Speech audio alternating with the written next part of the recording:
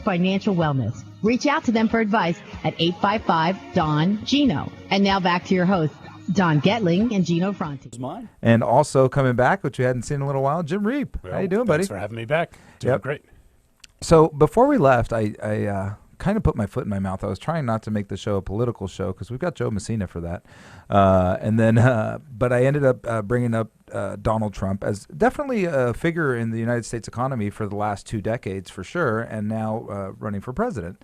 And so while we were in the intermission, we talked a little bit about other candidates and what they look like. And we said, well, what do you guys want to talk about this next segment? And so Jim says, well, let's talk about the other polar opposite, right? And we talk about Bernie for a little bit, as he's now just known as Bernie. Isn't that pretty cool? Like his last the name. Burn. Yeah. The his Burn. last name just got dropped. It's pretty cool.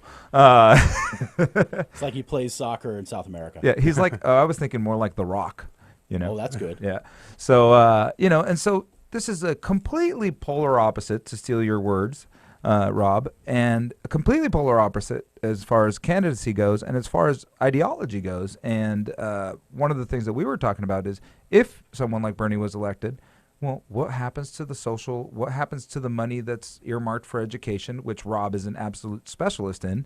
And so education's always been a hot subject for this country. In fact, you could make an argument that Obama gained a large chunk of his votes the first time around from focusing on education as one of his strong points in his candidacy. Yeah, no, I do think that education is a gateway.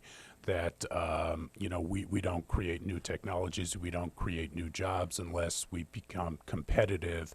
And let's face it, the United States is not going to be an economic engine by being a manufacturing country anymore. Nope. That's just not where the jobs are. So while we were on break, we were trying to talk about what should government policy be to make sure that we train our kids up appropriately. And, part of the things that I was throwing out with Rob is, should, the federal government continue to guarantee loans for liberal arts educations, or should they target it and say, well, we'll guarantee if you're going into the math and sciences and any type of, technology field. So I think it's fascinating. I think that the Burn is wrong by saying we'll just open up the coffers and if you want to go, you can go and we'll pay for it. Because I think that the government could be a little bit more precise as far as its involvement. Before I let you jump in, Rob, I am going to mention one thing, right? Being from Argentina, I do have a unique take on things, right? All those things that people say will never happen here, I've seen them happen in Argentina, right? Hyperinflation, bankruptcy of a country, devaluation of a currency to the point where we got to throw the currency away every 20 years and start over.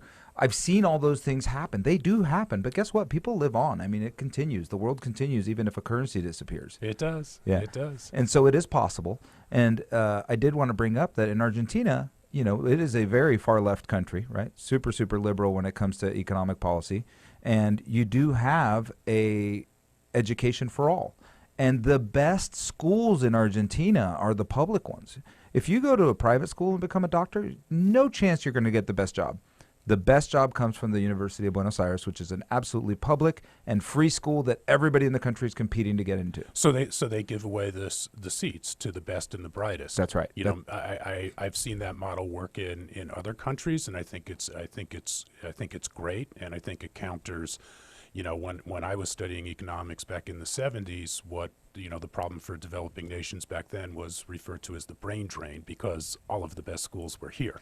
So we'd bring the kids in, but they wouldn't go home. Yeah, well, that's called America's secret, the H-1 visa. Come to this country, you'll live like a king, and by the way, we'll let you be here if you're highly educated and have a great skill set. And Absolutely. You come to our country through the H-1 system. Yeah. So that's... You mentioned this, and you just brought something that I literally just read within the last 24 hours, which is the University of California is taking so much heat for the cost of college for in-state students that there is now what I would consider a bill on the table within the UC system to radically increase out-of-state and international costs to open up more seats for in-state students. My question that I would ask back to you is that a good thing? I don't know. I like the idea of the seats being offered for the best and the brightest, and those are going to use them. I remember having lunch with an attorney who, had just put his daughter through medical school, and she completed her residency, became a doctor, and then quit. And I got real mad. I said, and he couldn't understand. I'm like, she took a seat, a coveted seat, and she took that education and then she just canned it and did nothing with it. Yeah, I'm upset. So yeah, I do think that there is a public interest in who gets those limited number of seats, and it becomes highly competitive. Obviously, we've seen since 2008, 2009, since there are no jobs, what do? You go to school and you try to acquire the skills. I mean, ask your pizza delivery guy who probably has a law degree. So you run the kids through the schools. They don't have the positions when they come out. So yeah, I think we do need to look at the selection process. So I guess it depends upon which interest you're serving. So if you're serving the interest of the state of California because these are California schools, well then, yeah, you're going to have somebody on the debate who's going to say that I want those seats open to California kids. That's interesting. I'm thinking about that. And yes, of course you want that open to California kids, but at the same time, for the general economy, don't you want to make sure that those people coming to California are also the best and the brightest and not those who can just pay for the seat? Well, that's true. You probably have Silicon Valley on the other side who's saying, we don't necessarily care where they come from. We want them to get the best education because that's going to grow our economy.